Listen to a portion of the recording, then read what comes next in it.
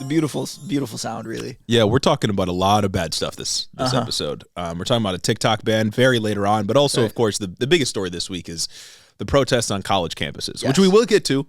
But I want to start off with two Beyond Parody stories that flew under the radar. One of them is from a little while ago that we never got to, that did fly under the radar. And the other would have, I think, been the biggest news if students weren't getting brutalized on their own campuses this past week. Totally understandable. That does overshadow a lot of things that are going on. Yeah. So I want to start with a story out of Missouri, back from the beginning of March, but one that could develop into the summer, especially as we are quickly approaching Pride Month in June. Okay, word. So we're back on our trans panic shit. In Missouri, they've taken, I'll say, quite a stance on pronouns. So let's get into it.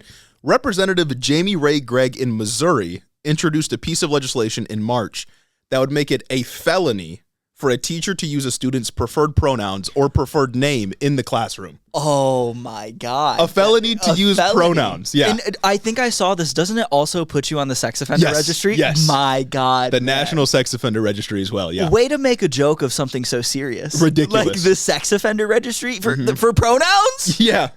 Golly. Unironically makes the sex offender registry kind of useless, because if you're on it for using pronouns, then you could see somebody that's on it and you don't know if they've actually done something terrible, or if they're just using pronouns. And correct me if I'm wrong, aren't there like levels to the sex offender registry as well? And if you use a student's pronouns that they ask you to go by, if they don't match what they were assigned at birth, you get put on the highest tippy top, level. tier 1, yeah. A tier 1 sex offender, up there with people who do bad things to children and other awful, genuinely awful sex crimes.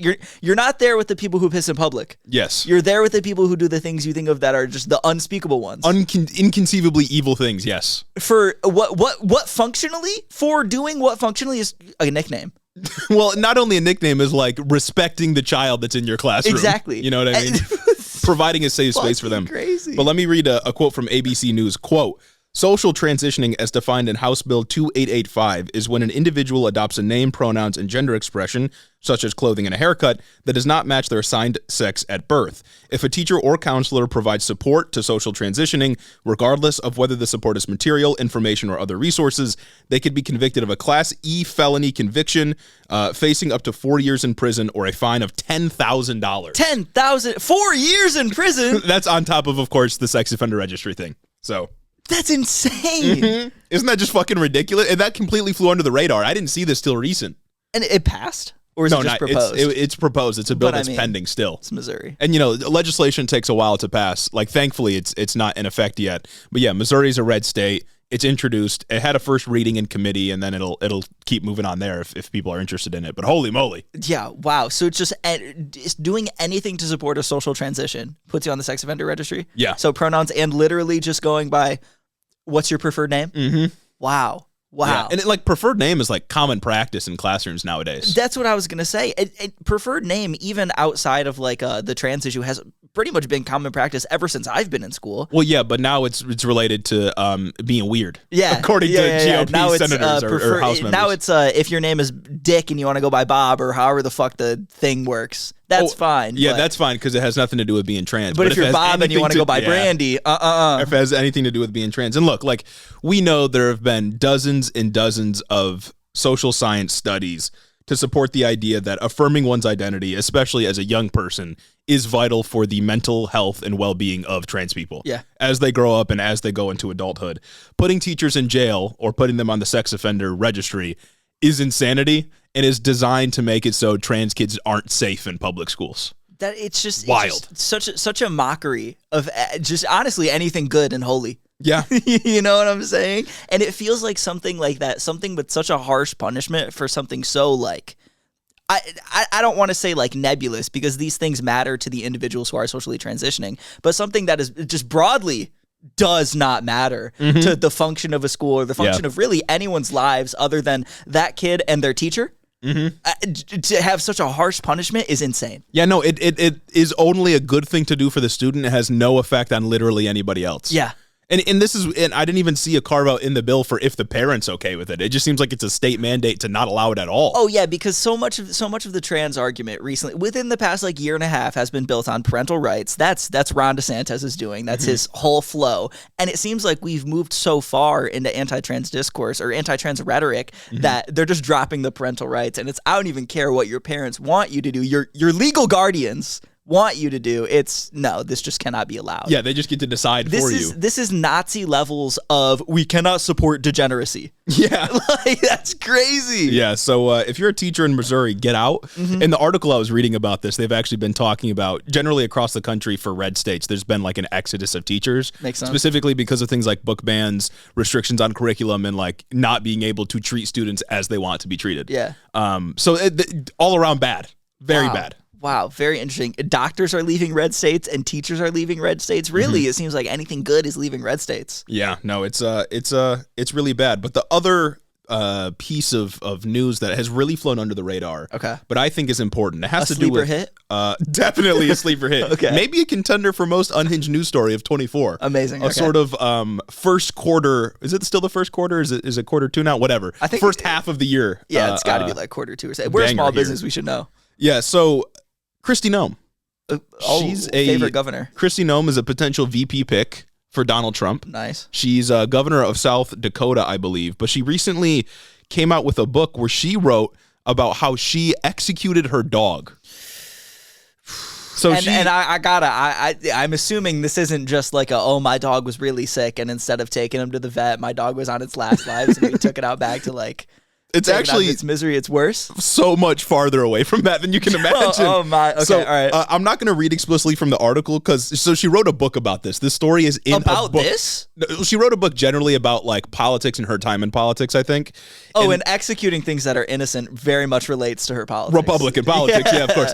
And I think there's a part in the book where she's writing about maybe her personal life or something like that, right? This seems to be a personal story. She just had to get it out there. The book doesn't come out for another month, but The Guardian obtained a copy, so they were writing about this just insane section where she talks about how she often goes hunting and she takes dogs that go hunting with her, right? Yep. And they serve some purpose. I don't fucking know about hunting. That's something that happens. Yeah. Like, that's not unheard of. But as a process for training new dogs to go hunting, you bring the puppies with you so they can be around dogs that are already trained. They already know what they're doing, so they can observe. They're shadowing. So she got this new dog named Cricket, and I feel like telling you all the name is going to make it much more impactful because now you have a picture for it, right? Yeah. What kind of dog was it?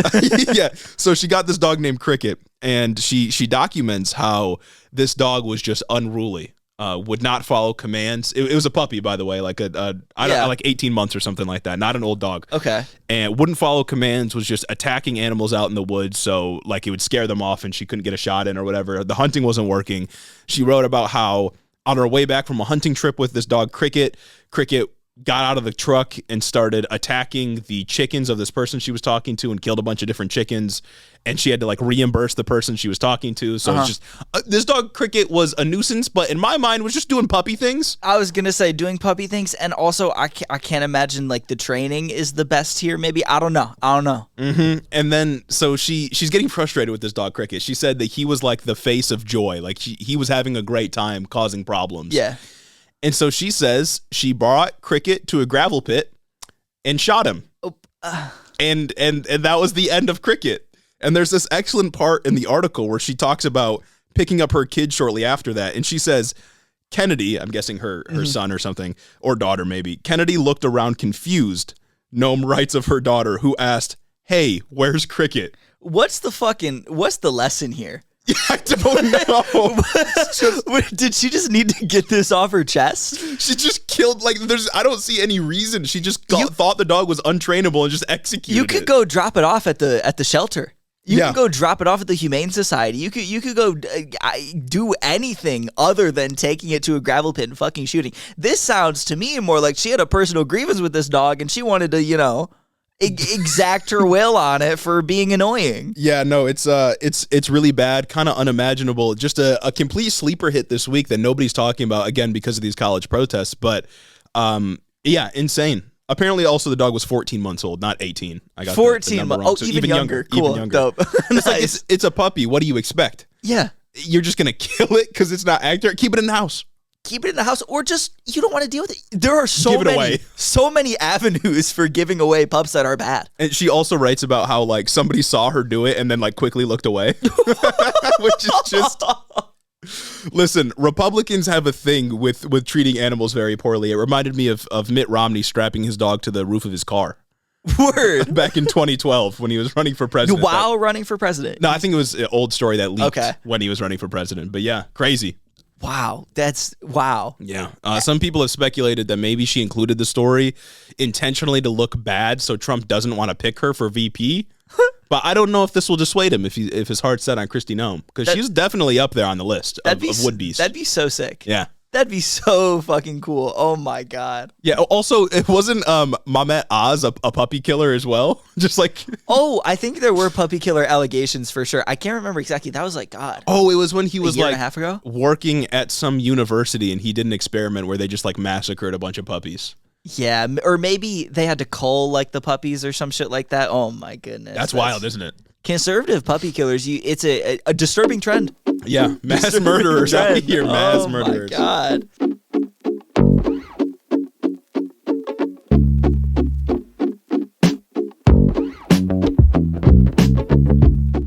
Welcome back to Head in the Office, everybody.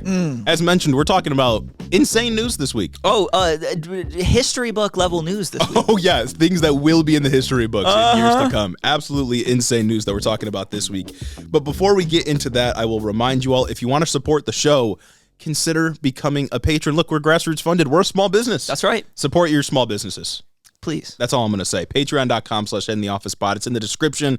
Subscribe to us on YouTube, follow us on TikTok, Instagram, Twitter. Join the Discord because on Thursday this week, May 2nd. This week, one day after the episode drops, that's for all right. the Wednesday weenies. 8 p.m. Eastern Time, May 2nd, we will be doing a movie night watching My Son Hunter for free. That's right. Not because we're pirating it, but because it's free online for everybody. Because we must remind you, because it couldn't get picked up for distribution. Exactly. Because nobody wanted this movie. That bad of a movie, and we're showing it to you all. It's like an hour and a half. So make sure to join the Discord. It's free, available for everyone. You don't have to be a patron. And we hope to see you there. The link to joining the Discord is in the description. That's great. Put it on your calendar. You know, if you're maybe lacking the funds to join the Patreon, completely understand. But if you want to support the show for free, completely for free. Completely for free. You barely have to do anything. You could always go and leave a 5-star review on Apple. And we only got one of those today from Quasi-Pox. Look at these Pala-cuties. Ooh. First, I vehemently condemn Hamas. As we'll talk about a little bit later, that might not be enough anymore. Just condemn Hamas. We might have to find a new way of condemning. We'll get there. I found Hiddo through TikTok, RIP, and was immediately on board. It can be overwhelming to keep up with the hellscape that is our current political climate, but Jeremy and Gage managed to hit the important details while remaining hilarious throughout. Highly recommend this podcast, and make sure you hit up that Patreon. These fellas need to stay fed. P.S. Gotta condemn Hamas again, just to be safe. I appreciate that little condemnation sandwich there, and wow, that was very appropriate for a time that we were in. Times are quickly changing. Times have changed. Times are changing, and frankly, I don't believe you. I don't believe you, and it's just not enough anymore. And we'll let Mike Johnson explain why a little bit later. Exactly. Everyone knows 2024. It's an election year, right? You know what else is an immutable fact? Wednesday weenies always lose to the weekly news cycle. You're always behind. This is even more undeniable in 2024. These primary Iowa caucus happening on a Monday. Super Tuesday, that's in the name. Yep. Wednesday weenie, again in the name. If you want to get ahead of the news cycle, you need to head on over to patreon.com/headintheofficepod. Listen, if you want the news when it happens rather than after it happens, consider becoming a patron. It's a good way to support the show, and it's a good way to stay up to date on everything this year as we deal with this tumultuous election season together. Wear that Head in the Office patron badge on your sleeve. You can run around always. I'm a patron in the office. I get the news when it happens. Back to the episode. But first, let's get into the news on these university protests that's kind of inflamed the nation this last week and captured basically all of media, mainstream media, certainly. That was the biggest piece of news last week, these protests that are happening on college campuses in support of Palestine throughout the country. This news really began a few weeks ago, but we didn't cover it last week because it was a lot smaller, more contained at Columbia, which we'll talk about the background in just a moment. But now it's certainly popped off, and we can be a bit more holistic in our coverage since we've given the discourse time to evolve. Exactly. So maybe we played this with the big brain 4D chess moves. You know what I'm saying? It was pretty good. We definitely avoided, this protest is just at Columbia. People are making it too big of a deal, and watching it explode on Monday. Exactly. No, it's gotten real big. Of course, being 100% comprehensive is near impossible. We can't address literally every accusation that's been out there, nor do I think it'd be very productive. But we'll get the broad strokes, and that's all you should really be worried about. Exactly. So let's do a little background of what happened first, and then we'll talk about the metric ton of politics and optics. There's a lot there. So in mid-April, just a couple of weeks ago, students at Columbia University in New York City set up an encampment on campus in protest of their university supporting Israel and, of course, subsequently supporting the genocide in Gaza. The organization/coalition that organized the protest is called Columbia University Apartheid Divest, and they're demanding that Columbia divest endowment funds from weapons manufacturers and tech companies that do business with Israel. Seems pretty reasonable. Seems pretty reasonable. And also just a moment to commend, not condemn, but commend these protesters. They've gotten out here, and their demands are incredibly specific. Very clear. And they are not just asking, you need to divest from anyone that does Israel. They are giving them specific names of companies. They are telling them they need to divest from, I think, Google for what they're doing with like cloud computing in Israel, divest from a couple different organizations on. They're giving them lists. They're telling them exactly what to do, naming and shaming Lockheed Martin for profiteering off the war. It's good. And I was listening to the Pod Save America, or it might have been Pod Save the World when they were covering this, the liberals. I keep up to touch. The Podjons. Yeah, I keep up on what the liberals are saying. And one of them was like, well, that might be kind of difficult because endowments are usually just managed privately, and they're just, spread out amongst a bunch of different options that they don't really have control over. And it's like, all right. It's like, okay, you can design a different portfolio. I guarantee the university can do that.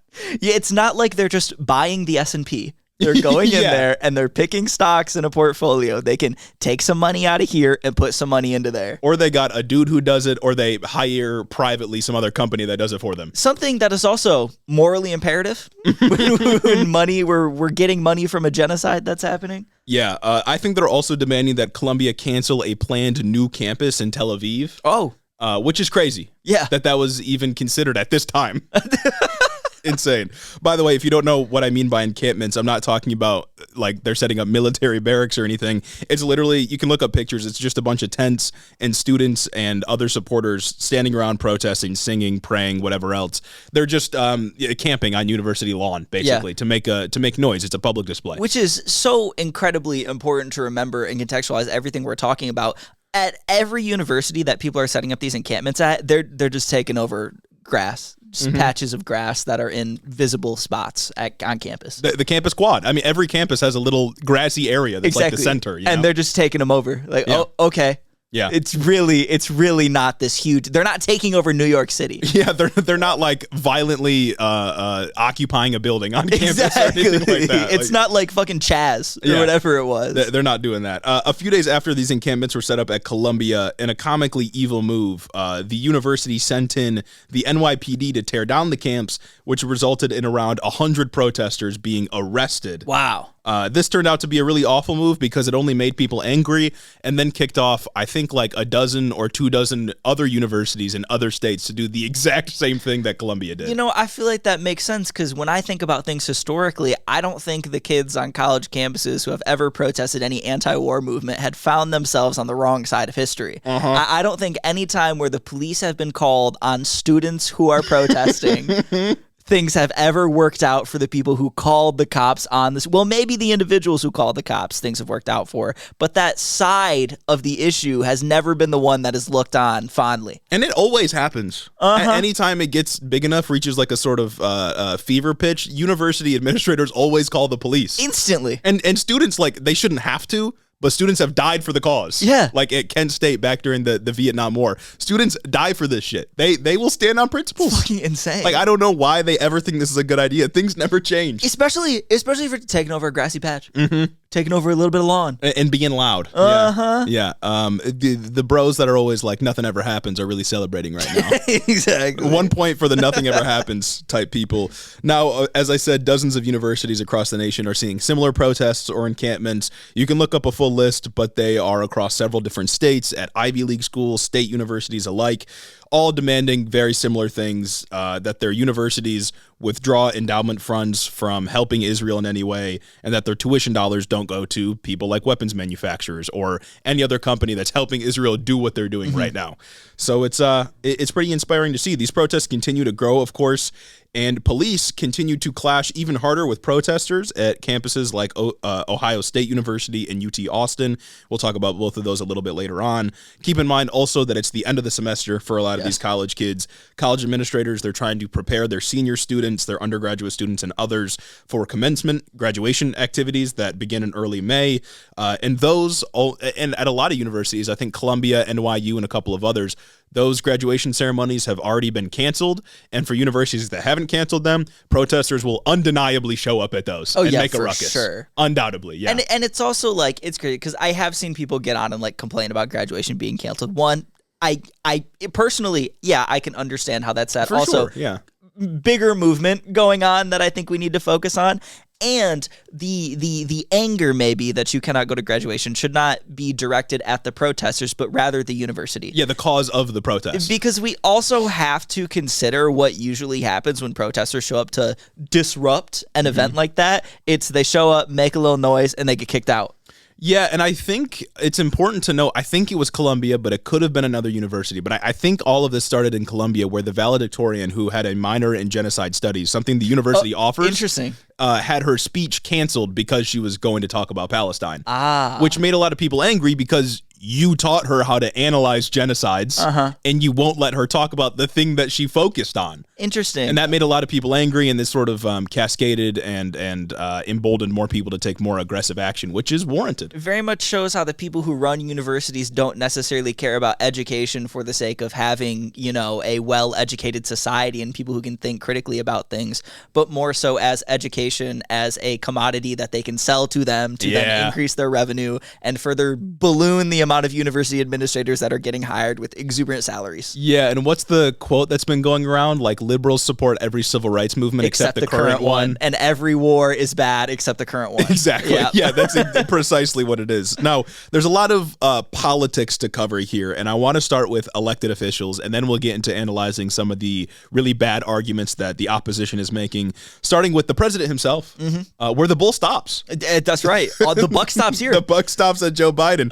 Biden basically fence sat. I haven't seen him say a whole lot. He, of course, came out and said, guys, anti-Semitism is bad. Yeah. And we'll talk about this in a moment, but a lot of these protests have just been labeled as either literally terrorism or inherently anti-Semitic or a combination of both. Crazy. Which is insane. But Biden came out and said that, look, anti-Semitism is bad, but we should also understand why students are angry, which is fence sitting. Liberal doing liberal also, things. So much more focus put on the anti-Semitism is bad. I condemn these anti-Semitic students. Most notorious, though, was Mike Johnson's response, Speaker of the House.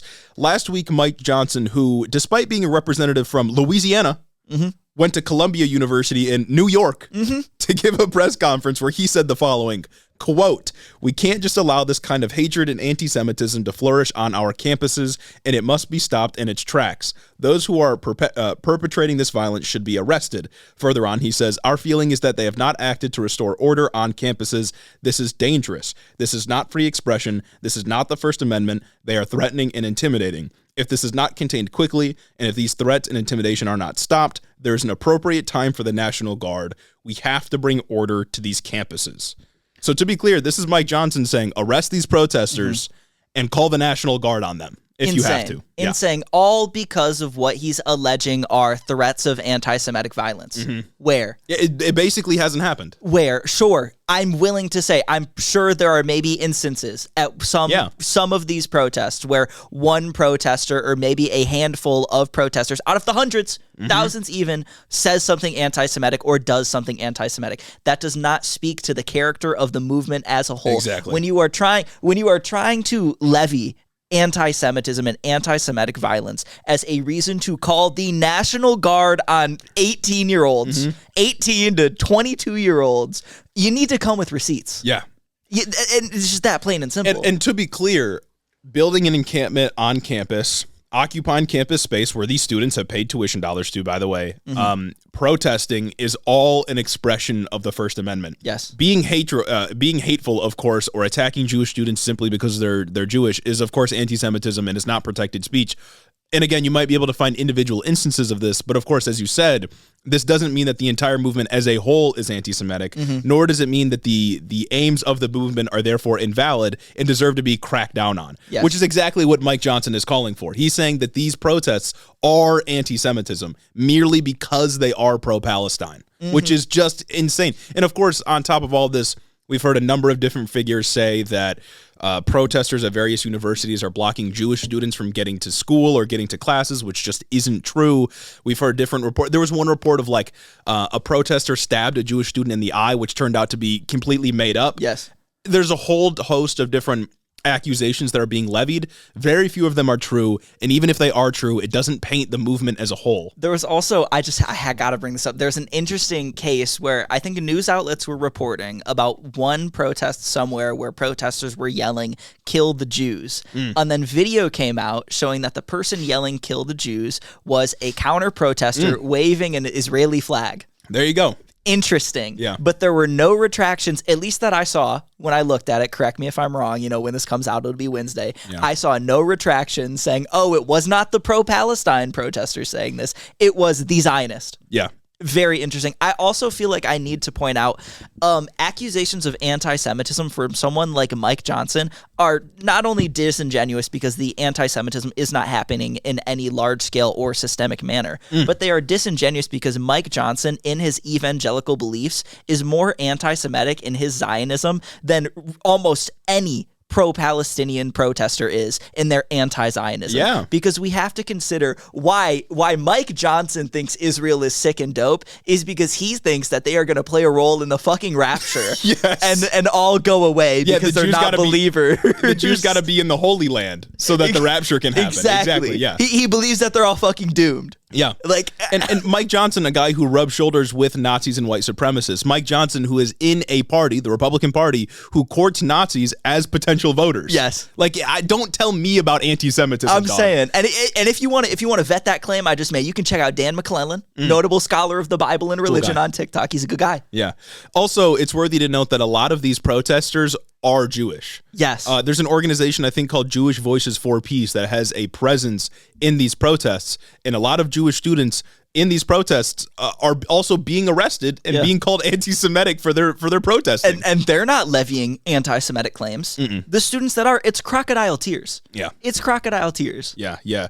Now, the last bit I want to mention from Mike Johnson is he said that these students should be ashamed of themselves because Hamas is in support of these protests. And now earlier we said simply condemning Hamas is no longer enough. Exactly. Because you also must consider if Hamas condemns you. Sure, I condemn Hamas, but does Hamas condemn me? It's simply not enough anymore. You know, so Hamas has not come out in support of Hiddo, so I think we're okay. Yeah, we're okay for now. I think we're okay right now. That's crazy. And it's also like, what I don't know if Hamas or some figurehead within Hamas has made a statement. I don't know if someone within Hezbollah has made a statement yet. Maybe I'm just ill-informed on that. But from what I saw, it was, I think, Palestinians or just people abroad that were putting up signs saying, we see you, we hear you, and we're grateful that for these protests. The claim is that like a Hamas spokesperson said this, but I don't know. I didn't see a video of a Hamas spokesperson coming out and saying this. Even if we're assuming it's true, it's like every Palestinian child has a Hamas spokesperson within them. So true. You know what I'm saying? Yeah, it could have just been a regular Palestinian saying thank you so much. And they could have been deemed Hamas. Saying, wow, it warms my heart that you people care about our flight. Well, that's the plight. That's Hamas. But it seems we have a sort of existential threat to our political position here. You know, we have to really own our side of the aisle when they make mistakes. And if Hamas doesn't condemn them, then where do we go? Where am I left? All of you that have left us reviews, I would say probably like 90% of the reviews we get have a I condemn Hamas in them at this point. And we understand how important that is, of course. But now all of you that have left a review and said I condemn Hamas have to go back and think, well, does Hamas condemn me? Damn. And if they don't, Mike Johnson's got some words for you. Why I left the left? Yeah. Because yeah. Hamas refused to condemn them. Yeah, and I also want to note, on top of these protests being called inherently anti-Semitic, and I'm not joking, they have also literally been called terrorists for doing what they're doing. There's a prominent guy at Columbia who used to be a professor, just got fired, Shai Davide, who's been going around saying these students are terrorists. Hasn't he been doxing students too? Yes, he's been doxing students.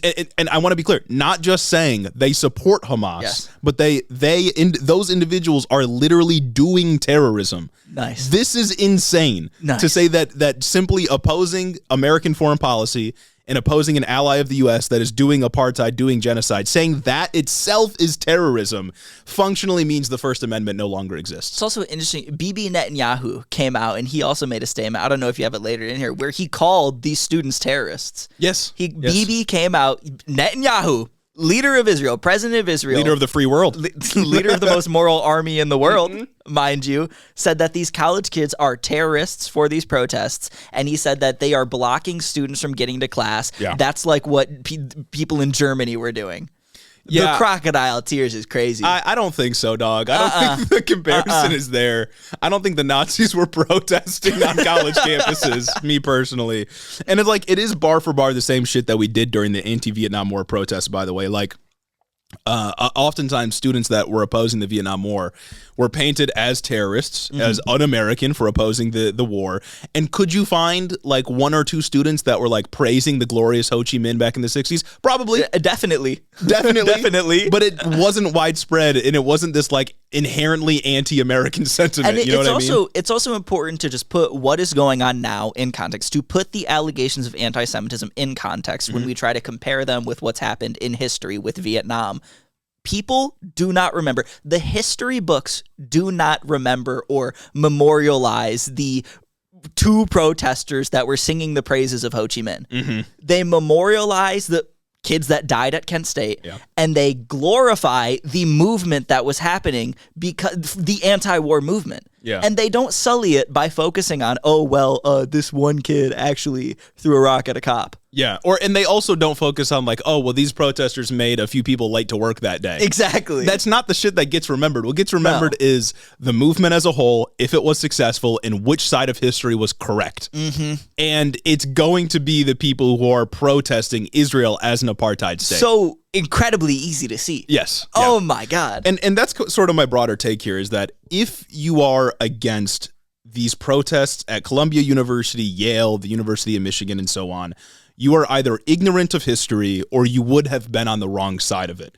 Columbia University specifically is known as a quote-unquote protest school and was the site of anti-Vietnam War protests back in the 1960s and anti-apartheid South Africa protests in the 1980s. And those anti-apartheid protests in the 80s led to the same university, Columbia, divesting tens of millions of dollars from American companies operating in South Africa like Chevron, Exxon, Coca-Cola, and others. And far more important, of course, than the dollar amount was the attention that they were able to bring to the issue. And while some people might see annoying college students or even go so far as to label them as terrorists, the same language that is being used to delegitimize these students today was the language that was used to delegitimize protesters from previous generations that fought for the same principles that we now understand to be morally correct. It is the exact same thing. And if you don't support these protests right now against the apartheid in Israel, then you would have been on the wrong side of history. It's as simple as that. And again, these protests are being framed as inherently anti-Semitic.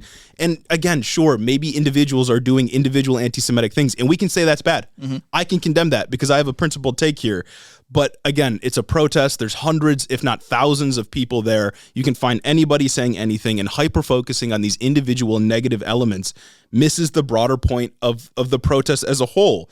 And that doesn't mean that the entire protest or the goal of the movement is therefore invalid. It's just silly, and you'd be on the wrong side of history in literally every major movement. So crazy. And there's also rhetoric surrounding, like, outside of the anti-Semitic way of framing these protesters in a negative light, other university administrators specifically, and people like Greg Abbott, notable moral human, have been getting on and framing this as a disruption to the learning environment. So incredibly disingenuous. Is it a little bit of annoying when a grass patch over your university gets taken over and you got to walk, a block further to get to class, or walk around it to get to class? Yeah. But is that a disruption to your learning environment? Not really. No, and you know what's a disruption to the learning environment is Columbia choosing to take classes online for the last few weeks of the semester. And then blaming it on the protesters, saying that protesters are blocking Jewish students from getting to class. One, how do you tell? I don't understand how you can even make that claim. And two, if anyone stopped Jewish students from getting to class, it's you, because you made the classes online. Yeah. And if anything, for the rest of the student body, they're going to be geeked about that.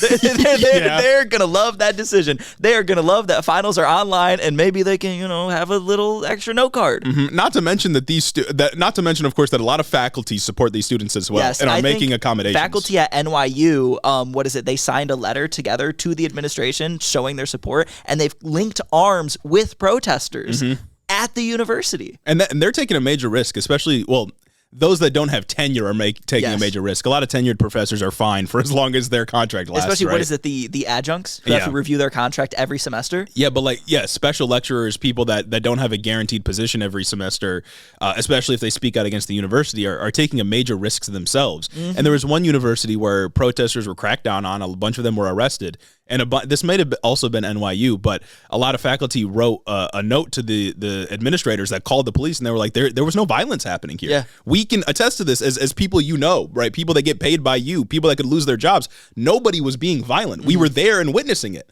And I mean, we've seen around various states on different college campuses that even reporters, people who are just there recording events, getting harassed and thrown to the ground by police. Yeah. It's insane. And it's also within New York, I know there have been universities, admins have alleged violence at these protests. I think the NYPD came out and flanked one of these universities from the left. Insane thing to happen. NYPD. Not on the 2024 bingo card. The NYPD coming out, Eric Adams' personal fucking army. Coming out and flanking a liberal indoctrination camp from the left. Man. Came out and said, we didn't get any reports of violence. We didn't get any calls. The NYPD, who will kill you for fair hopping. It's out here flanking a university from the left. Insane. That's incredible. What a world we live in. Yeah. What a world we live in. Also, that Shai Davide guy, I think he gained prominence before by going to protests and crying in front of them, which is awesome. But yeah, he was whining about getting his swipe access revoked because he got fired for doxing students. Guess what department he was in? What department? What do you think? God, it's a humanities, yeah. I don't think so. Humanities? I don't think it counts as a humanities. He was in the business department. Because of course he was. Of course he was. The worst people are in the business department. I thought you were going to say maybe he was a humanities guy. I know at MSU there was a class that was strictly about Israel-Palestine. It was an honors class. Can't imagine what that class is like right now. Cannot imagine the discussion boards going on about that issue right now. But I was I don't know, maybe he teaches something like that. But you're telling me this guy teaches Business 101? Organizational development? He's teaching about profit. Oh, my God. I think Felix from the Chapo podcast had something before he was crying at protests, he was sobbing in the classroom saying profit equals revenue minus costs. Because what the fuck is this guy? He's got Twitter fame now, and he's walking around like he owns the place. That's so annoying. And I know that this guy in particular has been the center of other realms of discussion, because obviously people who are principled and good at thinking like us think that these are crazy violations of students' First Amendment rights, their rights to protest, especially when you frame it as a disruption and say that that's bad because, one, protests inherently are supposed to be disruptive, or no one will listen. Yes. No one will listen. And two, we're saying this is bad from a free speech perspective. Other people have used Shai Davide as an example of you only care about free speech when it's for them, but what about this guy who got fired for his job? He was doxing students. Yeah, he was doxing students. These protesters are not going out and doxing people. They are not endangering them. They are not going out and calling individuals in their community terrorists and doing things that could get them actually hurt. They're not committing vile acts of anti-Semitism. But this guy was walking around yelling at 19-year-olds, calling them terrorists, and bawling his eyes out in front of them. That's psychopath behavior. Yeah, exactly. Yeah, disruption is sort of the word of the week. Yeah, because a lot of people seem to not understand what disruption is, or that protests are designed to be disruptive. And it's also I can't stand the pearl clutching around the issue, because canceling graduation seems drastic. Stuff. There are not these just because these protests are not violent. You're telling me you want to cancel graduation because you're scared that somebody's going to come in and for 5 minutes scream "Free Palestine," and you're going to be a little annoyed and just have them removed anyway, and then continue with the ceremony? At least during graduation ceremonies, you can sort of have some deniability there. You know what I mean? Yeah. Plausible deniability, because you can say, "Oh, well, they were interrupting an official ceremony. Of course, we had to kick them out." Yeah. You can't really get away with that if you're calling the police on peaceful protesters when they're outside in the quad. On the lawn. Yeah. On the lawn, basically having a big picnic. Yeah, because it's almost guaranteed that at Columbia, NYU, and so on, there would have been pro-Palestine protesters come into commencement and cause problems. As they should. Guaranteed. As they should. Yeah. But it's insane that they're like, no, we're just canceling graduation because of this. We are canceling these university events because of this. Damn near collective punishment to the student body. It is. Yeah. Like, it is. It's ridiculous pearl clutching. I don't understand. And I don't understand why we're really letting them get away with this. I've seen right Twitter go crazy with that information. Like, oh my God, look at what these awful fucking pro-Palestinian Nazi students are doing. Yeah, and speaking of fucking the right wing in this country, I thought we cared about free speech. Nobody on the right is angry that these protesters are being cracked down on. Nobody cares that they're being arrested just for those charges to be dropped to silence their speech on campuses. It's Nobody this, cares. And it's the Fifth Circuit ruling, just basically removing the right to protest from like Texas, Louisiana, and whoever's under the jurisdiction of the Fifth Circuit. These last 3 weeks have been genuinely abysmal for the First Amendment. Your free speech rights. Yeah. Genuinely a rollback of your rights. And yet conservatives only care about it when some guy that they thought was funny in the 90s got in trouble for saying the N-word. Yeah. Come on. Yeah, again, protests are supposed to be disruptive. You have a First Amendment right to protest, and a lot of these universities are public universities. They receive federal tax dollars. You have a First Amendment right to protest on those campuses. They are legally obligated to ensure your constitutional rights being public institutions. They have to. They're not Twitter, who can literally ban you for whatever. Yeah, and literally nobody on the right cares that these students are being arrested in mass. In fact, a lot of them are celebrating it. Yeah. They are perfectly fine with it. They are happy to see these students being mass arrested. It's insane. Personally, I'm not celebrating being on the wrong side of history. I understand that history repeats and rhymes. I know what to look for. We never learn. Speaking of these universities, though, I want to zoom in on a couple specifically, some particularly egregious examples of what's going on. So at Ohio State University and state police arrested around 40 protesters last week. Police arrived in riot gear with like the riot face shields and stuff, which is just crazy to see. There have been some reports that said there were snipers on the roofs of various buildings overwatching the protesters, but that's not a 100% confirmed story. Of course, the police force and the university denied this, but there are pictures of a dude with what looks like a rifle on a rooftop. So I don't know exactly what's going on here. Big if true. Huge if true. Are you kidding? There's a picture of two guys with what looks like some sort of lens or scope on the rooftop, which could just be, you're looking at it from a bird's eye view. Yeah. Okay, fine. The next picture does look like he has a fucking gun. But it's like also like, isn't that not, I'm saying this like, isn't that not like an uncommon thing too, to have like a police sniper stationed on top of a building when you think things will get rowdy? Police sniper is a crazy term. I'm saying, it is crazy. I'm saying this is crazy to employ that level of caution for these protests, but I don't think that it's unbelievable, be that as it may. Yeah, especially like in a city where there's lots of buildings and stuff. I wouldn't be surprised to know that cops have snipers regularly during like mass protests. Exactly, like for sure. Like it's got to be unfortunate reality. Yeah, but it's like got to be. I believe it. Yeah, I believe it. Yeah, at the University of Texas, Austin. Without any accusations of violence, 57 protesters were hauled away by police with riot gear. UT Austin administrators argued that the protests needed to be broken up because, quote, it could have gotten violent. Nice. That's punishing people before a crime is committed. Wow. Which you can't do that. Wow. You simply can't do that. I have a quote from the Texas Tribune here that says, quote, when the protesters didn't disperse, they were arrested on trespassing charges. All of those charges have been since dropped, meaning that they were simply arrested so that they could stop them from exercising their First Amendment right to protest. Nice. UT Austin was also the place where I think riot troopers were deployed in fatigues, right? Yeah. Oh yeah, they were in fatigues. They had riot gear. They had like their vests on, and it was crazy. Yeah. Full out, straight up army gear. There were motherfuckers on horses, like it's fucking Not Red Dead Redemption 2. You're not Arthur Morgan, bruh. Get off. I can't imagine. What are you doing? I cannot imagine waking up, getting out of bed in the morning and getting on my fucking horse.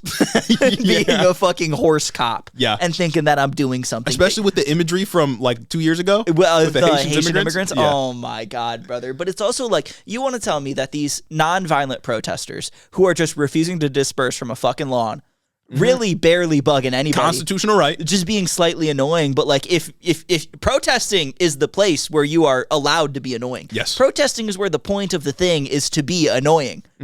That's totally fine. You can be annoyed by it. You can choose to not be annoyed by it. But either way, when you protest, that's where you're supposed to be annoying.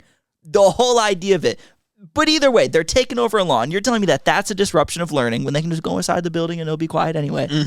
But the fucking dudes who look like army guys on campus literally beating the shit out of protesters, that's not a disruption? Yeah, throwing people to the ground, beating up reporters. You're telling me horse cop on campus isn't a disruption? you're like, what the fuck, dude? You can't tell me that dude storming a college campus with army guns is less disruptive to learning than the people who are just yelling on the diag. Also, strictly an escalation of tensions, right? Like, if I see a fucking cop on a horse pull up to my protest, I'm freaking out. I'm out of there. I'm fucking out of there. Dude's on a horse. What is he going to do? I don't know what he's going to do.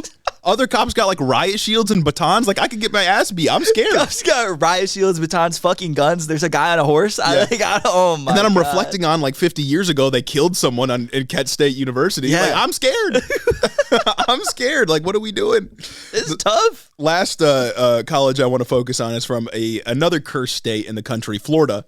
The University of Florida has threatened protesters with suspension and banishment for 3 years if they break protest rules, which I think is quite a funny term, protest rules. You can protest if I let you. Yeah, exactly. Well, everybody knows that protests they should be limited to sit-ins, silent sit-ins that happen. Non-disruptive. Outside of work hours. Non-disruptive, yeah. Exactly, non-disruptive, and where I can ignore you.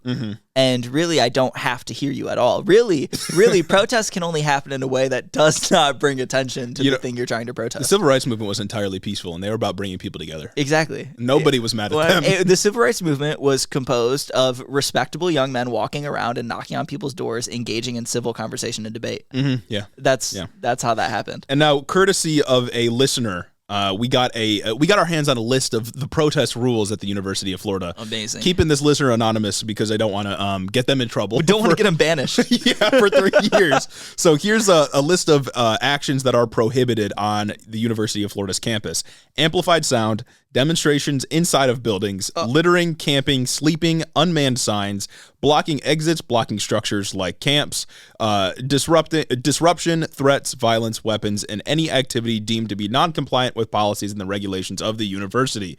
It's anything I don't like. Yeah. And also, notably, disruption. They can get you with anything if you're protesting. They can get you at any moment if you're protesting if disruption is not allowed. Oh, absolutely. I was going to say, why even list anything else if you're going to put disruption on there? Yeah. Just in a blanket term. Everything else is there so that there is a thin veneer of them actually trying to be principled and established guidelines for how to protest. And then disruption exists to just throw it out the window and give them blanket authority to disperse anything they don't like. Yeah, no, exactly. It's basically you can protest if I like it, or put another way, you can't protest in any way that is meaningful. You literally have to sit crisscross applesauce outside. And you can't do a sit-in. Yeah, that's prohibited. You can't sit in. You can only sit out. Exactly. But if I don't want you here, you have to go. Exactly. And it's also like there are some things that you'd find reasonable, like weapons or violence on that list, right? Absolutely. But the problem is that these pro-Palestine protests are being framed as inherently violent. And how long until like waving a Palestinian flag is deemed as a weapon? Or saying from the river to the sea is deemed as doing violence through your speech? You know what I mean? If Virginia Woolf had her way, you would not be able to show a Palestinian flag without getting shot. I swear to God. Recurring character. Oh my God. Recurring character. She also showed up to New York. I don't think she's a New York representative. No, she's her name is Virginia. Yeah, Virginia. She's not from New York. I don't think. Exactly. Yeah. She's from somewhere else. What are we doing here? She showed up just to be awful, as she always does. And every time I've ever heard of her, she's just said the worst thing. It's just, oh my God. Yeah, fucking 102 years old. Go somewhere else, man. Why you haven't been on campus for like 80 years? Exactly. Oh my God. Damn. Also, one last point on the University of Florida, or Florida in general. DeSantis also said he wants to expel protesters, not from universities, but from the state. So DeSantis is trying to make some headlines here with a minute and a half news conference. Dog, you lost. Not only did you lose, you resigned. And now you're trying to do the Trump thing. Presidential run. Why are you trying to get back in the news? If anything, if I get out there and I become, and I have one of the hypest runs of 2022. Oh, insane. You know what? Insane hype. I'm being built up like generational. I'm being built up like the Attack on Titan finale. And then I pull up, launch my presidential campaign, and it's a massive failure off rip. I am shutting the fuck up. I am living a life in silence. Yeah. I am retracting myself from the public eye. I'm not going out here and doing the absolute most. Yeah. Like that's I don't know what he thinks he's doing. I'm going media blackout for like 2 years. Exactly. You're not going to hear from me. I'm making everyone forget about me, and then I'm rebranding. Mm-hmm. God damn. Also, speaking of DeSantis, you know that a couple of days ago was the 1 year mark for the Pudding Fingers commercial? Really? That shit popped back up on like my TikTok, reminded me like, oh, this was a year ago, the clip we posted of it. So I can't believe it's been a year since Pudding Fingers. Neither can I. That's good. Yeah, that was a good moment. I think we need to recirculate that every time he gets on and decides to say something stupid. One of those like side-by-side Subway Surfer videos on TikTok. While he's giving a speech, Pudding Fingers. Honestly, just put that as the new Subway Surfers video. Every Reddit story I see in the background, it's just actually just the video of Ron with the pudding fingers. Oh my God, that'd be good. Come on. I want to make one more point on universities generally before we move on from this topic, because I think it's sort of important. We see universities as these sort of like hotspots for protest and civic participation for a couple of reasons. You know, young people tend to be active, they tend to be outspoken, but there's a specific one that never really gets talked about, right? American universities are framed as these centers of liberal indoctrination, but aside from the sort of empty and fake progressive language they offer to their students that they just use as camouflage, they're actually strictly conservative in nature almost every time. Even if the individual administrators themselves are liberal, the way they enforce campus rules is strictly conservative and highly hierarchical. The goal of universities nowadays is to generate revenue, right? They are basically ran like businesses. And the best way to generate revenue and give large bonuses to your 12 vice presidents every Christmas. Yes, your 12 vice presidents of each department. Exactly. Every single Christmas is by maintaining a system where everyone stays in their place and you can maintain the status quo. And young people, of course, as I said, they like to be activists, especially at Ivy League schools where they're literally trained to be leaders in their industries. And because universities have enormous economic power, students like to leverage this to try to make a change for what they see to be important topics that need to be focused on. They like to demand their universities to be better. And universities, of course, they don't like this. Yes. They don't like when they get challenged on really anything. The progressive language they offer through like DEI programs or statements on equality and such, while they certainly sound good, they really only serve to cover for their otherwise very brutal behavior towards students, faculty, and staff that try to challenge them, right? And it's all in an attempt to protect their investments and business as usual. And usually 99% of the time, students that cause a ruckus can either be punished individually and forgotten about or completely ignored. But the problem is when student movements get so big that you can't just ignore them anymore, which is what's happening at Columbia and NYU and Yale and so on. And in that case, you got to call police on them and you have to get them crushed. And this tension exists, this tension between students, often faculty and staff as well, and the university is solely caused by the fact that universities are ran for profit functionally. They're not public utilities like they should be, and they're fundamentally undemocratic in nature. Yes. They are highly hierarchical, and there's really not a lot that students can do to disrupt that hierarchy except make a bunch of noise. And of course, a lot of this is the structural nature of universities, which you can't do a ton about without a lot of like legal reforms. But another part of it is a lot of administrators do really think they're just better than their students. Yes. They think that you are children, I am the adult in the room, and you're going to listen to me, when in reality, students are adults. Most of them are over 18 years old, and all of the faculty are adults as well.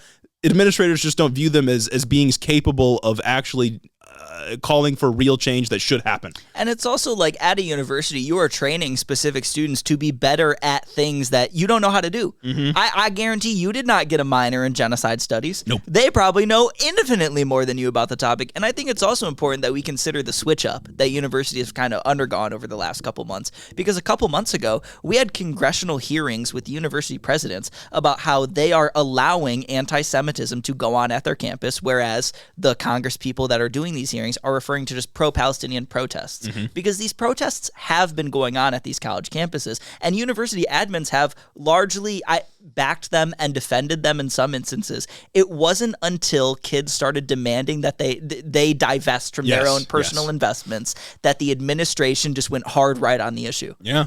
Crazy switch up. Generational switch up. Right. No, yeah, it's easy to offer progressive language or sort of capitulate and placate your students as long as they're not directly challenging you. And then once they do, you will crush them with the power of the police. Yeah, you'll literally call the National Guard on it. Yes. You'll call the cops on them instantly. Yeah, and like Colombia has sort of been hesitant to call the NYPD again. I think they committed to like a 48-hour ceasefire, if you will, on their own students. But campuses like UT Austin or Ohio State University were gleeful in calling the police on their student body, and we're perfectly fine with it. Greg Abbott has done everything short of just calling for the slaughter of everyone on the lawn. Yeah. Like, he wants the National Guard in there. He wants everyone arrested and expelled. Insane. And the thing is, like, calling the police on your students, canceling graduation, doing all these other things to stop the practice of the First Amendment does radicalize the youth, but not on purpose and not in the way that conservatives usually frame it, right? They're not in these classrooms being indoctrinated into thinking that America is evil. They're being taught that their country hates them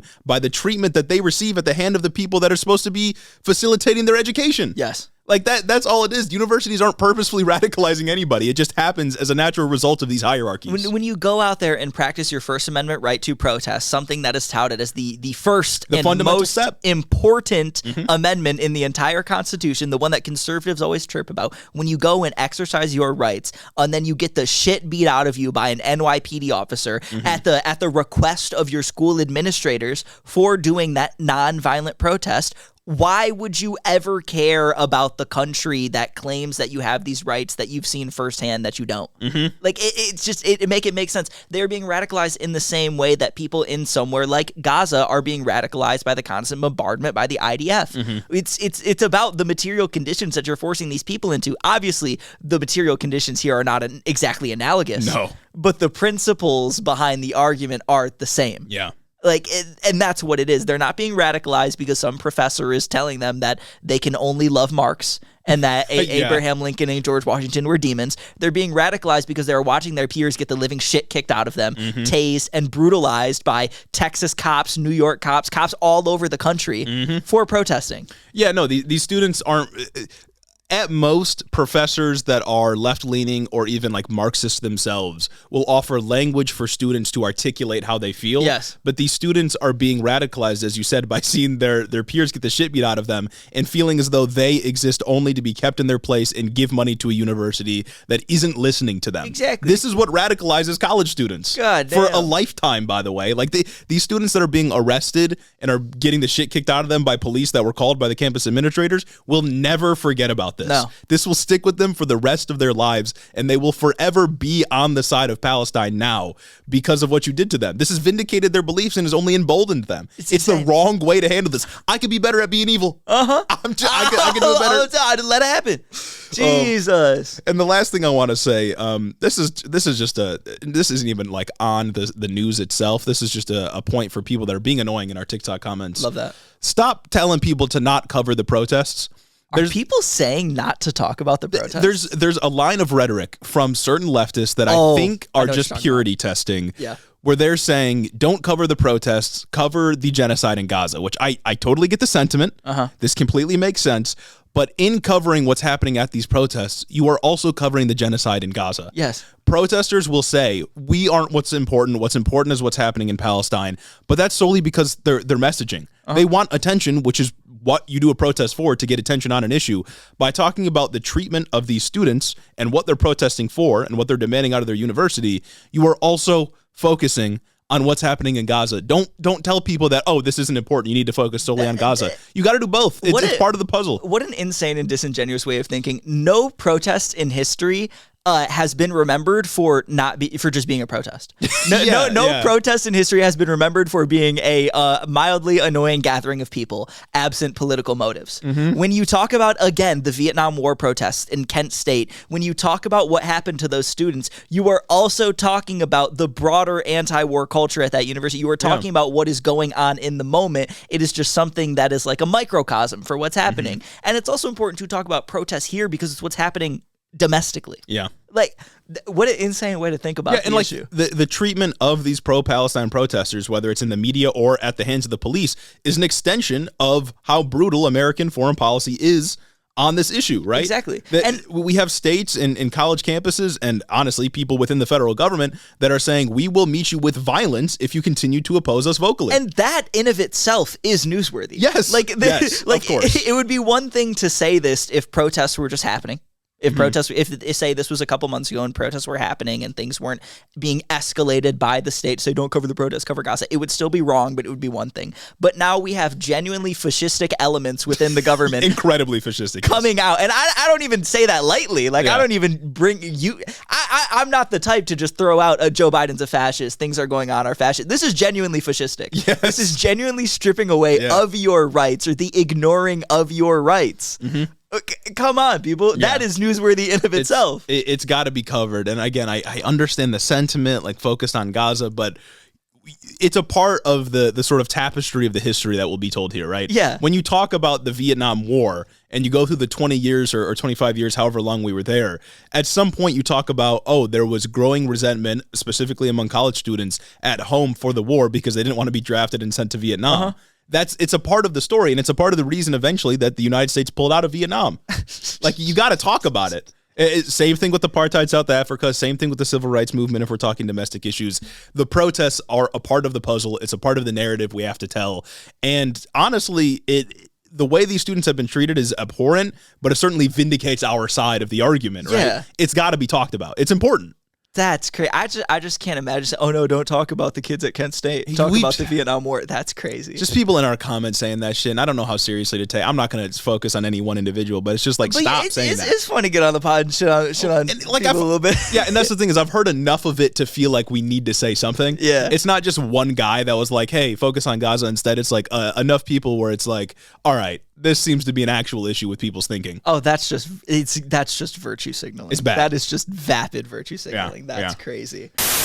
Have you ever wondered what we're thinking about during the week? Well, I know what I'm thinking about. I know what I'm thinking about. Yeah. I probably know what this guy's thinking about too, but do you? I don't think you do. But if you want access into, I don't know, my mind palace, the inner workings of what's going on, how I come up with the bars I need to develop this show every week, to produce this wonderful podcast we bring to you every week, why don't you head over to X, formerly known as Twitter.com, and give us a follow, you know? You can also consider becoming a subscriber on YouTube. That's right. You could follow us on Instagram, see what we're shit posting on the stories. Oh my gosh. We have a plethora of options available to you if you want to engage with the Hiddo community. So consider following us on social media. It's completely free. For free. It's completely free, and it supports the show.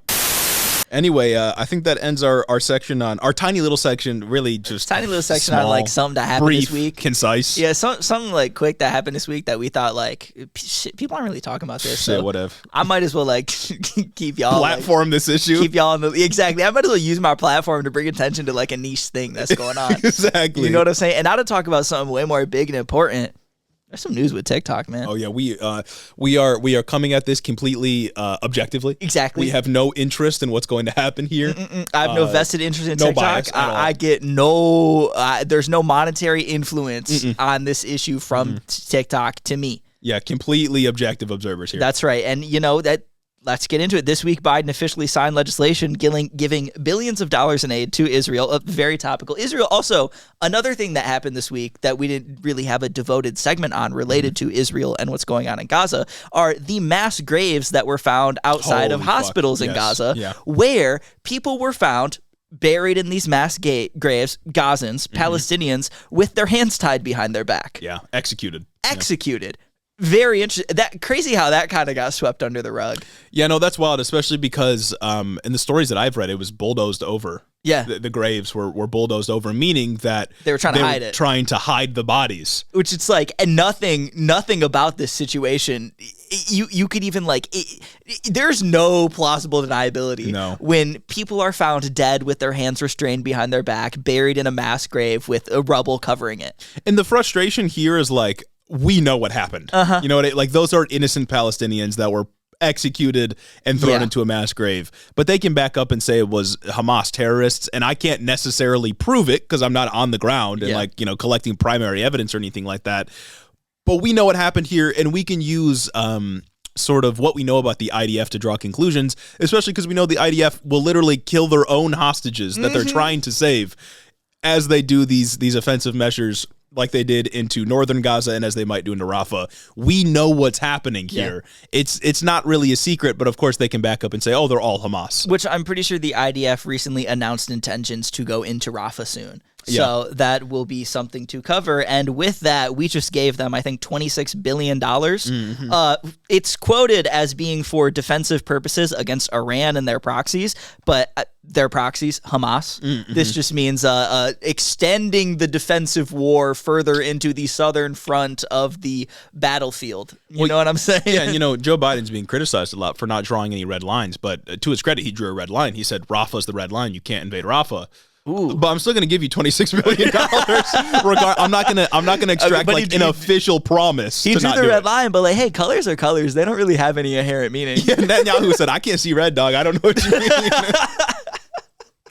Yeah, I mean, very interesting. The sort of causal sequence here is pretty obvious. If you're not going to find a way to guarantee they don't do something and you send the money, they're going to keep doing it. Israel's proven this time and time again. Unless you withhold the money you're giving them, the aid you're giving them, they're going to keep doing it. I don't know. I got to feel like Biden knows this. He's not dumb. I say this every week. I cannot wrap my head around why we are so invested in Israel, both in the government and even like culturally. I don't get it. Strategic location in the Middle East. Evangelicals think the rapture is going to happen. Is that strategic? I guess. I mean, it's kind of like the only ally in the Middle East, you know what I mean? But they're not even that good of an ally. Holy shit, clearly. Yeah.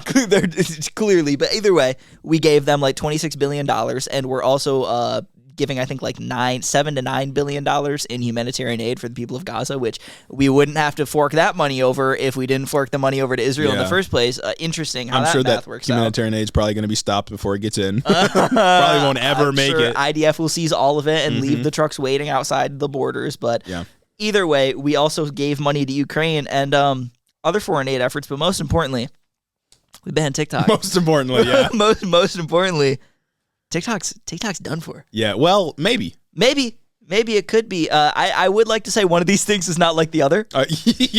National security bill. Taiwan, Ukraine, Israel, Palestinian aid, and TikTok. One of these things is absolutely not like the other. And this passed 78 to like 19. Yeah, insane. In the Senate. Very, very popular bill. It was a package in the Senate, right? Yeah, it was a package in the Senate. So foreign aid package. Yeah, I saw a video from Cory Booker, ran for president in 2020, senator from Delaware? New Jersey, senator from New Jersey. He was like, he's got a presence on TikTok apparently. He's like, I really don't want to vote for this, but it's got other stuff for Ukraine, so I'm going to have to. And I was like, well, you don't have to. You don't have to. You could not do it as a package. No one's forcing you. You guys could talk about like not doing it as a package, or you could stand on business, or you could do something just completely complicit in the process of packaging unpopular things together to get them to pass. Yeah. Love that. Yeah, not great. That's so sick. And obviously, we all know that this is done because TikTok has a Chinese parent company, ByteDance, and proponents of this bill are claiming that by banning TikTok or forcing it to be sold, they are protecting Americans' data from foreign adversaries, aka the evil Chinese Communist Party. The ghost of Mao Zedong, yeah. The ghost of Mao Zedong is coming for American landlords, is coming for Blackstone and all of the single-family homes that they own. Well, every night since we get paid by TikTok, our stuff's monetized in there. I do pray to my poster of Mao Zedong in my room. Of course. I kneel at the hands of the emperor. I get on my knees and bow and sing the Red Sun song. The great and glorious communist China. Every 15th of the month when we get our payout from TikTok, I always say a prayer. Say a prayer to Mao Zedong and his ancestors. Yeah. And I also get down and I listen to the Chinese music that is played as it deposits into my bank account. Yeah. And I listen to the messages that Xi Jinping himself sends me. Did you see that someone made an AI song using Toby Keith's voice singing the national anthem of like Mao's government? That's what we need. It was like the sun is red, Mao Zedong is great, or something like that. Like that shit. That's what AI is for. Well, that's what AI should be for. That's what AI is for, and that's going to end up in a congressional hearing. That's good. That's good. But yeah, all I'm saying, every night I lay my head down and I pray to Mao. I pray to Chairman Mao. So as of this week, I have to, or I won't get my Chairman payout. Mao, save us. Exactly. And then when I log onto my For You page, and all I see are just Chinese Communist Party videos. Yeah. Telling me how great they are. Tiananmen what? Enjoy it. Tiananmen. You mean Tiananmen what? Tiananmen. Who? I'd never heard of that. Yeah, but I heard it's like a square in China. Some kind of somewhere. fucking shape. Who knows? It's Tiananmen is some kind of fucking shape or whatever. I heard it's like people go there sometimes. Oh, Tetris? That cool game. Real as hell, real as hell. Either way, as of this week, Yeah. ByteDance now has 9 months to either sell TikTok or the ban will go into full effect. We don't know exactly what the ban will functionally look like, but from the AP, they speculate that we can assume it will most likely just direct host services like Apple and the Google App Store from being able to host the app, and then it would prevent TikTok from sending updates to users, and eventually the app is just going to break. Oh, yeah. Do you know if this bill included that provision where it's like the president can basically designate any app or website he wants to be Yeah, bad I and was banned? about to get into it. There's this TikTok is widely, obviously, this bill is widely regarded as the TikTok ban, but that's not what it is. The language of the bill is more broad, and it grants, I think, Congress or the president, it grants some governmental body, one of the two chambers that like matter, I guess, the authority to ban any app within a, quote, that does a narrowly defined bad thing. Yeah. And they can just ban it in the interests of like national security. Yeah, if it's or like some in shit an like that. adversary's country or something Yes, like that. if it's an app controlled by a foreign adversary, this grants them the authority to just ban it if they say okay. Yeah, and people keep pointing to Grindr, which was a Chinese-owned app that was similarly, I don't know if it was forced to sale or if like senators and the president were just like, hey, you need to do something with Americans' data here. Eventually, Grindr was sold to the U.S. Which is but it's just like TikTok far larger. Well, you know, China was trying to make the American population gay. Well, and they've succeeded. And Great and glorious Mao Zedong. That's why I get down and I get on my knees and I bow to the emperor every night. Oh my Yeah, goodness. he's turning Americans gay as God intended. Exactly, as Mao intended.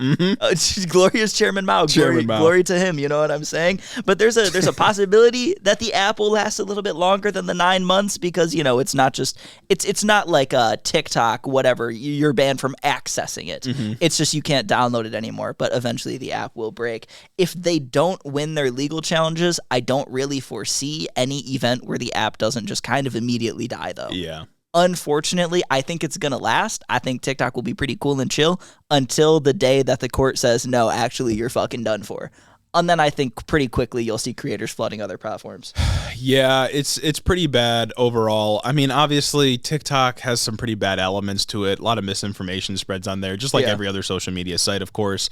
Obviously, we have a sort of staked interest. We've built our platform on TikTok. But outside of that, like the government just being able to do this unilaterally to any app, especially because you know that Meta is rubbing their hands in a corner. Absolutely. It's not a good feeling. No, and ByteDance has announced they have absolutely no plans to sell, which why would they? I think the American market is like 127 million users, 140 or 170 million users, whereas the global market is billions. Yeah, like 2 billion people, yeah. Absolutely no reason why they would like allow TikTok to divest or whatever, change into an American-based company and just have two separate versions of the same thing and give up their algorithm. Yeah, it's a ban. It's a ban. Oh. Like there's no way in hell that they would sell. But it's definitely interesting that this is where we found ourselves. You know what I'm saying? Yeah, and there certainly are a lot. There are more conspiratorial arguments that like, oh, they're doing this because of Palestine. I think it happens anyway. Yeah. The TikTok ban, but I do think I can't imagine Marco Rubio very happy that pro-Palestine sentiment can't spread on TikTok after it's fully banned. Oh, absolutely. Like he's definitely like, yeah, fuck them. Yeah, you know, like, I'm glad this won't be an option anymore. 100%. They're absolutely Zionists in Congress that are like, oh, this is very clearly a platform where this type of rhetoric can spread much more easily than everywhere else. Much more easily than the wholly unjust Meta-owned platforms. Of Instagram Reels. Of Instagram and Facebook Reels. I think I saw some study where it was like the 18 to 29-year-old age bracket or something said like they would rather not be on social media than use Instagram Reels. That's what I'm saying. Yeah. When TikTok is eventually banned, I will not be watching short form video content anymore. You will not catch me on YouTube Shorts, and you will not catch me watching Instagram Reels. Yeah, it doesn't feel good to scroll on Instagram like that. I don't know why either. Looking at pictures, I'm chilling, I'm cool, I'm fine. But as soon as you try to force the video on them, it ain't happening. I've also seen people arguing that it's like they'll look at like the percentage of certain topics that pop up on TikTok compared to Instagram Reels, and they'll have like Tiananmen Square and other like bad things related to the Chinese government, and it's like hardly pops up on TikTok, pops up a lot on Instagram. But you also have to keep in mind that Instagram, Meta services in general, lean hard right. Oh, yeah. And like that's why a lot of anti-China rhetoric will come up on a platform like Instagram rather than TikTok, not because TikTok is necessarily suppressing anti-CCP rhetoric, but because on Instagram a lot of right-wingers are going to fearmonger about the CCP and how they're turning everyone gay. And you also see a lot of like arguments from like right-wing Congress people about how like X hashtag that could maybe be associated with something we don't like has more hits on TikTok than Taylor Swift does, without actually digging into how hashtags work on TikTok. Yeah. And I don't know if maybe this is inside baseball, I don't know if other creators have had experiences that are different than ours, but we usually don't hashtag our shit, or when we do, it's kind of minimal. We got hashtags, but they're very vague. We have hashtags, but it's like liberal, conservative, leftist, shit like that. Yeah. And when we've posted without hashtags before, it doesn't really help. Hashtags on TikTok don't matter like they did on Instagram. You know what I mean? And it's also when you look at hashtags and we try to make these arguments about what's being pushed under a certain hashtag, you have to consider the proportion of videos under that hashtag that are actually related to it and don't just have it tacked on for the purpose of getting extra engagement, maybe. Yeah. Because that's a huge issue, especially on TikTok where hashtags are more nebulous. Yeah, and also on Instagram, famous issue on Instagram, people will put like hundreds of hashtags under their posts to try to get any amount of engagement they can. On Instagram, we put just about as many hashtags as we do on TikTok. Very vague, very general about the things we're talking about. But people on Instagram will go crazy with hashtags. And maybe there's like a better hashtag strategy we can have on Instagram. I don't know. We're talkers. Yeah, we're TikTokers, and it's being taken away from us. Yeah, it's bad. Can't you believe that? But speaking to the legality of the ban going on, we're lawyers here because TikTok has announced. Yeah, you know. Yeah, what my LSAT score top of the LSAT. Top 99th percentile. You know what I'm saying? It's bar graduate, really at the top of that. I'm at the top of the bar. I'm doing swings around it. I'm doing muscle ups on the bar. But either way, there is a ByteDance. TikTok has announced that they will be challenging this in court. Obviously, they don't want to lose out on that money, but there is a significant constitutional barrier when it comes to banning just any social media app in general. And that is that there has to be a serious and legitimate privacy and national security concern that cannot be addressed by any other means. And considering, I feel like there's a real chance, and considering that, I do feel like there's a real chance this ban can be struck down, just considering the fact that the other means here is drafting legislation that has been drafted before in 2022 but never made it through to actually pass, that limits what companies can do with data, with user data. That is the by any other means that you need to enact here. Instead of passing legislation to get rid of something that limits Americans' ability to freely express themselves, limits their First Amendment in some way, shape, or form, like the ACLU has argued, you can pass legislation that would stop companies from doing the evil thing. Yeah, generally speaking, you definitely could do that. There's also the option of TikTok hosting all of their data servers and stuff on American soil. Which they already do. And making it completely inaccessible to the CCP if that's the major concern. Well, at least for free, because they don't care if it's sold to China, as long as China can't just access it. And that was another thing, is Meta sells all of your data to China. There is quite literally an open and accessible marketplace for user data. There are about 30 different consumer profiles of me that have been built by various different companies. My fucking credit card, Netflix, Facebook, Instagram, TikTok, that are all being sold to whoever is willing to buy it. The problem here is, well, there is a problem about your data being just sold in general, but that's not the problem to the people that run the US Congress. Right. The problem is that this is being sold to the evil Communist Party of China, and not that it's being sold in general. Yeah. When that's the big issue here.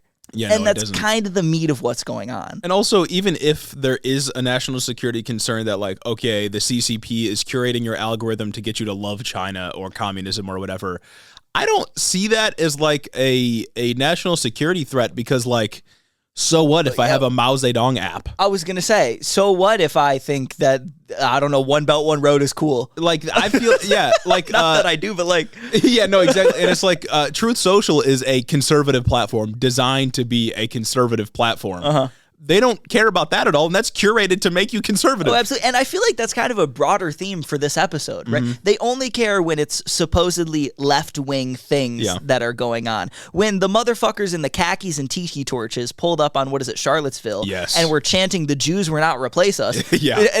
Conservative media and people were going crazy about anti-Semitism, as they should.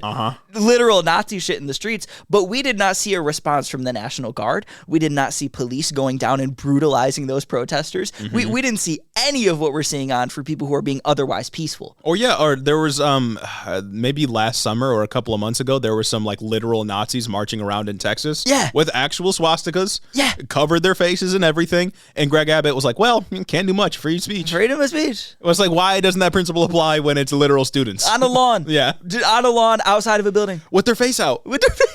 God damn, man. It's like, you know who they are. You have lists of student names. You can find them. It's so fucking ridiculous. And yeah, we can have Truth Social. We can have explicit propaganda outlets. But when they're from propaganda that has no effect on me, that's when it matters? Oh, my goodness, brother. Yeah, no, it's not good. So probably going to get banned. Probably going to get banned. I don't see a world where in a year from now we really have TikTok. So, check out our Instagram and Twitter. Make sure to follow us on other platforms. There's also the political consideration that this is just bad for Joe Biden. I absolutely think so. I've seen people already point out, naturally, appeals to hypocrisy are logical fallacies. However, I'm going to do it right here. People have rightfully pointed out that Joe Biden is continuing to post on TikTok for his campaign. Jeff Jackson ass posting. Jeff Jackson just doesn't have a presence anymore. And it's crazy. I don't understand what is going on in these national security hearings that is so crazy that Democrats are willing to do this right now. Because this was a Trump talking point that Democrats pushed back against. Yeah, they were against it. They're like, the president shouldn't be able to do this. That's free speech violation. And now Trump is saying that the TikTok ban is a bad thing. And so is Charlie Kirk. Like, nobody's principled except Charlie me. Kirk explicitly, you can find his like tweets about it. He's like, TikTok should be banned. And now he's like, TikTok shouldn't be banned. Yeah. Like, it just switch up is crazy. Oh my God. But I've seen every like Instagram post that I have seen about TikTok being banned. Every single comment is, "Well, fuck Joe now." Like, what am I supposed to do? Like, this isn't going to play well for people who are maybe on the fence on voting. You know what I'm saying? Especially people that like are worried about Palestine, but like don't really care that much. Take their scroll away. Yeah. That's the worst thing you can do. God damn. What are we doing? You're materially affecting their life. Yeah, exactly. They need to How scroll. am I supposed to sit there for an hour before bed? Already alienated from my labor. Exactly. Bad time at work, and now I can't even scroll. And where am I going to find cool fucking edits now? Exactly. Where am I going to get the cool Chainsaw Man, Jujutsu Kaisen, and Helldivers edits? Coolest edits I've ever seen. The good ones. Putting me onto music? Oh my God, this is bad for small businesses. Yeah, I don't see how this can politically go well for Joe Biden at all. It simply doesn't seem like a good move. It's so... At the very least, if the ban does go into place, it would be after November. So I guess he can hide behind that. That's true. People do know that he's trying to do this. I was going to say, I guess that hinges on, do you think people are going to forget before November? I feel like we're going to continuously get news about it. I wouldn't be surprised if Trump campaigns on Joe Biden took away TikTok. Oh my God. Oh, that's good. That's good. I hope he does. That's sick as fuck. That'd be great. Oh my God. Me personally, I'm behind that. And speaking to like the idea of what are these like regular Democrat congresspeople seeing that's making them vote for this, it's got to be like Meta paying them off or something, right? It has to be the tech lobby. It's got to be the tech lobby saying like, yeah, TikTok's a real national security threat, and also they're a threat to us competitively in the marketplace. Maybe somewhere during these court battles there will be something that comes out about a genuine security leak that happened. But even if a genuine security leak happened, they could have bought it anyway. I don't really care. I genuinely do not give a shit that somebody's accessing my data for free when it is already being sold for pennies on the dollar. Like it's already out there. Yeah, I'm out. Like everything I've done on the internet is free access. There is an entire consumer profile that has built on me that companies sell and trade to each other that I have never had any control over, and I will never have control over unless they can act on it and actually do something good. Until then, It doesn't matter to me if they're getting it for free instead of a fraction of a penny. Not to mention that like Apple, Facebook, and so on are very willing to give that data over to the police whenever they ask. Absolutely. At least now, it wasn't always that way, but it certainly is now. Oh my god! And at least the fucking Chinese secret police or whatever the fuck can't come get me. I'm insulated. Bad for the people in Beijing, but for me, I'm good. Me personally, I'm insulated from the actual bad things that the CCP does. So it doesn't really matter. Yeah, we're freedom-loving Americans over here. I'm red-blooded American. I don't know. People that appear eminently reasonable, like Jeff Jackson, he's probably bad on Israel, but like generally speaking, almost every Democrat is. Generally speaking, someone like Jeff Jackson, popular with the kids, seems like a pretty reasonable, moderate guy who's gotten popular on TikTok. Yes. I don't know what could have convinced him to vote for the ban. Like it's in pretty plain language. And they all get out here and they're like, oh, if you could see the things that I saw in these briefings. Tell me. If you knew what the intelligence community was saying, let me know. Let me know. Pass a bill that, I don't know, makes that public and let me know. Isn't that kind of the point? Are you supposed to work for me? If it's that big of a deal, then I feel like you should tell us, right? Oh, absolutely. Declassify it. If my data being in the hands of the CCP is such a massive concern, I feel like I should be well informed about that because now they're just going to have to pay for it. I just what is China doing with my data that Facebook isn't? Precisely. I just don't get it. Like, what's the argument? Precisely. Or what is it about China getting this data for free that would be solved by them having to pay for it other than Meta getting more money? The only argument I could see is that it would be a security threat if, like, federal workers or military personnel have it on their phones that they use while they're out, like, on tours or doing work or whatever. But yeah, it's already banned from federal phones. Yeah. Make it punishable by death if a soldier has TikTok on their phone or something. I don't know. Ban it there. I'm perfectly fine with that because sure, there might be actual security concerns because they can get location data, information, stuff like that.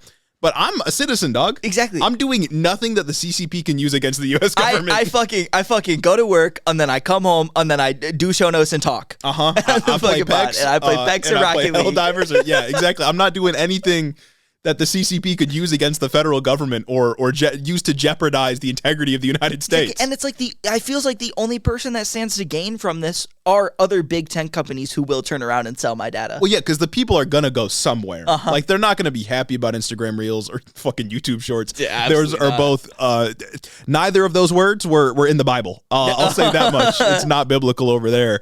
But people will eventually migrate somewhere else to compensate for the lack of TikTok. It will just benefit them. Yeah. And lacking any explanation in terms of like the national security threats, I just have to assume it was economic motivations. Or I have to assume it's economic motivations or just China bad. Yeah. And in that case, it's like, well, fuck you, I guess. Like, whatever. Yeah. Oh, my God. And it's like, I'll end the issue on this.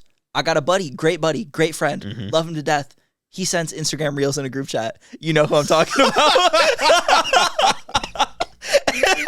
Yeah, I know who you're talking about. And every time I go to open it up, it pains me. I don't know what it is about Instagram Reels, but it's just so much worse. It feels bad. It sucks. It's not good. It's not good. I'm operating mostly on vibes, but it's something about it. Just I don't like it. Yeah, if there's one thing that I may not be principled on, it's that. It's absolutely that. I will not scroll on Instagram Reels more than 3 scrolls. I will not scroll on YouTube Shorts, and never on YouTube Shorts. I will be dead. If someone ever tells you, "Oh yeah, I saw Gage scrolling on Facebook Reels," they didn't, bro. I've been replaced. If Facebook, I've been John Fetterman. if Facebook Reels has no haters, I'm dead. I'm dead. Yeah, someone's cloned me and replaced me. It's not. That's never ever would I. I'm ever in a situation where I have a clone and like, oh my God, which one's the real Gage? Which one's the real Gage? Ask him what his favorite Facebook reel is. Yeah. Oh my God. One always tells the truth. One always lies. It's like the Leviathan puzzle. Yeah, they're guarding the door. This is ridiculous. And with that, I got to give a special thanks to all the people who financially support us. Yeah. Especially once like a third of our revenue gets taken away. Exactly. If you want to continue to help us make ends meet. Exactly. Because TikTok, look, I'll be honest, TikTok's been a good booster for the pod in terms of what we can do, in terms of the revenue we're bringing in, different stuff we can buy, different fun things we get to do for you guys. So if you want to continue to support that, consider going over to the Patreon because we don't know how long TikTok's going to exist.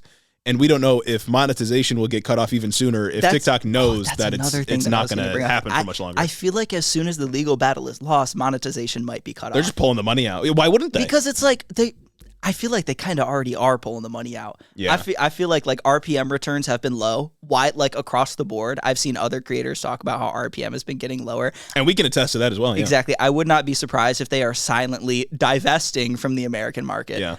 Either way, that could be what's going on. I'm not exactly also, like, sure. Advertisers could be pulling out as well, anticipating that it's not going to be worth buying like advertisement slots a year out from now. Oh my God, So- I already get way too many. I liked what, maybe it's a fucking good thing TikTok is gone. I liked one video of like a thing I saw on TikTok Shop because I was like, oh, that's kind of cool. Every other fucking video, it's, oh, I bet you regret buying the viral TikTok coffee table for $69. It was the coffee table? Yes, it was the coffee modular table. one? Yes. I like that too, and it would not stop showing up.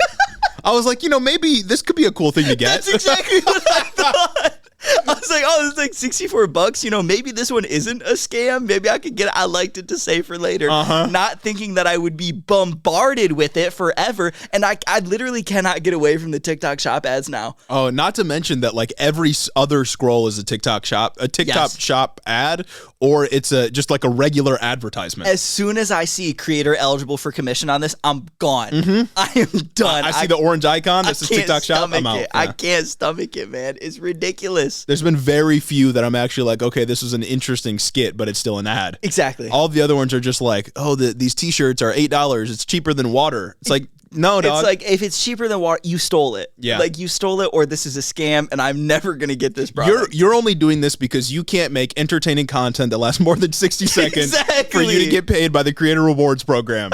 You're lazy, go somewhere else, and I hate that every other scroll is a fucking TikTok Shop ad. It's like, genuinely, maybe I would have bought the viral TikTok coffee table if I didn't see it fucking 200 times in one day. Yeah, now I'm suspicious. But now I'm absolutely sure it's a scam because every video, it is now $32. No, it's not.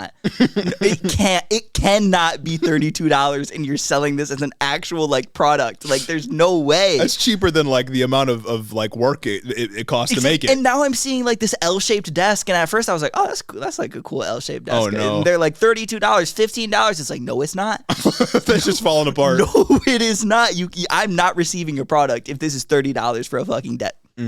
That's Facebook Marketplace prices. Yeah. There's no way that is real. Either way, I'd love to thank the people that are going to get us through the end times. Our financial backers, our angel investors, starting with Caden Kraut, Lord Tal the Radiant, Chris the Postman, Christy Beck, 40% Spite, Dylan B, Andrew Harris, Mike Jablinski, Mattias T, Omar Zuno, Clayton LaFed, Mark Yeager, Caleb Joy, Rich Toro Tari, Gavin Mayer Maldonado, Hunter W, Fergalaki, Max Vezquez, Jacob Rogers, Colton Mooberry, Fixer Punk, Jim Egbers, Jeff Muzzy, Bagel Burrito, Cincy Alex, Joe Stenstrom, Adrian Sandoval, Chloe Sam 601, Colleen Cuts Veryuk, Jennifer DeVoe, Big Bird Titty, Crawfishin, Bennett Bennington III, Alexia Benatti, Niche, Big Booty Beatdown, Sam Maloney, Two-Headed Boy, Ben Shapiro's boyfriend, Jonathan Cassis, Luke O'Shea, Gucker Tarlson, Danielle Jackson, The Word of Microsoft, Jennifer Science, Aaron and his Gundam Gundams, Darth Father, Tailored for Content, Corey Chambers, Sewer Snack, Ellie Yen, Devin Hatchard, Retro Mondo, Emma the Dude Slayer, Veronica aka V, Ash Smith, The Grotler, Flower Clown, Beetlebugs, Murder in a Trench Coat, Lonnie Rogers, Slavic and Sapphic, Casey Lynn Kelly, Snake Eyes, and Hope of Giants, AK Gaunt, Aquana Don, Zach Lantian, Info Russell, Austin Greif, Marcus Corbett, Caleb Roper, Taylor Runsock, Ishi Teddy, Cammy, Tylen Freeman, Steak Daddy, Tay Tay, Isaac Hodges, Madeline C, Pab the Pab 69, Kayla Lowe, Anna Valenic, Casey C, Say Yes to West, August, Particular Pikmin, Sir Capalot, Jeff Sines, Howard the Duck, Brendan is Egg, JR, Drew Batchiler, Froggy Gumdrop, Zen doing their best, Jackie Boy, Shameless, Coherent Babbles, Sasha, MJ is Sharp, Michaela Muncie, The Walls 3000, Southwest Socialism, Jared Finch, Evil Vegan, Tactical Snowflake, Son of Ander, Vanilla Bryce, Chris E, Kishan Lala, Amanda R, Hanky Panky, Tyler J, Damian Blues, Ashley White, Dick Cheney and 3 Inch Heels, Lalo Valesco, Particulon, Memfrez, Gorgeous Girl Mukes, Classified Jones, Lauren, Uncrasomatic Boar, Sasquatch, Rhonda Stiletto, Midwest Marxist, and my mom. Thank you all so much for supporting the show on Patreon. Remember, this Thursday, May 2nd, movie night, 8 p.m., movie night's happening. And before the movie night, we'll be having a debate on whether we should vote for Joe Biden in the upcoming I'm kidding. We're not gonna do that. We won't divide the community further. But we will be watching a movie about Joe Biden. Yes. A documentary. A documentary about his son Hunter. It's nonfiction. It's a good one. It's a good nonfiction, one, so- folks. This is live footage obtained by Project Veritas. So yeah. You remember James O'Keefe himself. They fell off quick. Oh yeah. They had a moment for, I want to say, like maybe 5-6 months, and then they instantly fell off. Especially I don't know with what the happened. Fauci stuff, like they would like ask people that worked at the CDC questions, and they would pretend to be secretly recording at like a crowded diner. Yep. But then it was just all staged, and James O'Keefe got fired for sexual harassment. Hey man, Insane. fall off never coming to us. No, not once. I'm just saying, and make sure you show up for movie night. We hope to see you there. The fall off, in the opposite words of J. Cole, fall off not coming. Never. Never, ever, Raise ever. your hand if Head in the Office is the best geopolitical politics podcast. I think so too. I think so too. I think so too. Thanks for listening. Have a great week.